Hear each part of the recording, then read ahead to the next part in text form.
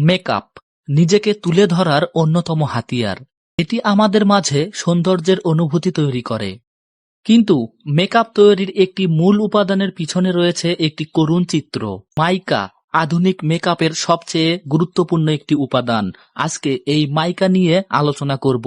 আমি রাকিব আছি আপনাদের সঙ্গে। আপনারা দেখছেন রাকিব মাল্টিমিডিয়া। গিম মেকআপ থেকে শুরু করে সব ধরনের হাইলাইটেরই মাইকা ব্যবহৃত হয়। মাইকাকে বলা হয় আধুনিক মেকআপের ম্যাজিক উপাদান।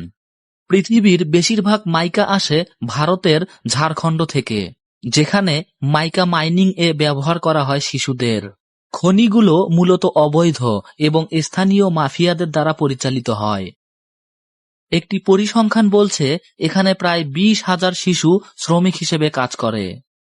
কোনো প্রকার নিরাপত্তা সরঞ্জাম এখানে নেই, ফলে প্রায়ই ঘটে প্রাণঘাতী দুর্ঘটনা।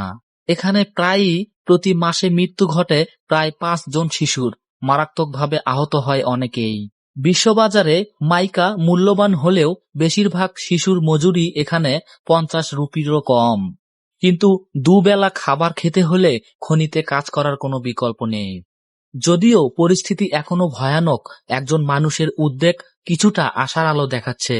কৈলাস সত্যার্থী, তিনি অভিভাবকদের জন্য নতুন পেশার ব্যবস্থা করছেন।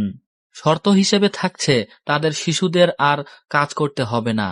শত বাধা পেরিয়ে ইতিমধ্যে উদ্যোগটি কার্যকরী হতে শুরু করেছে।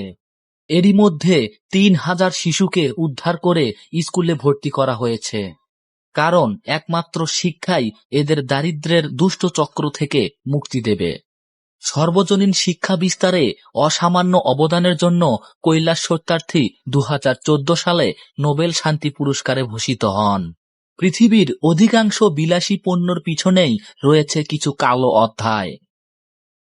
রয়েছে শিশু আর হতদরিদ্র মানুষের রক্ত চুষে খাওয়া দুষ্ট চক্র। সম্পদশালীদের উচিত এসব মানুষের ভাগ্য উন্নয়নে কাজ করা, নয়তো বিলাসিতা হবে মনুষ্যত্বহীনতা।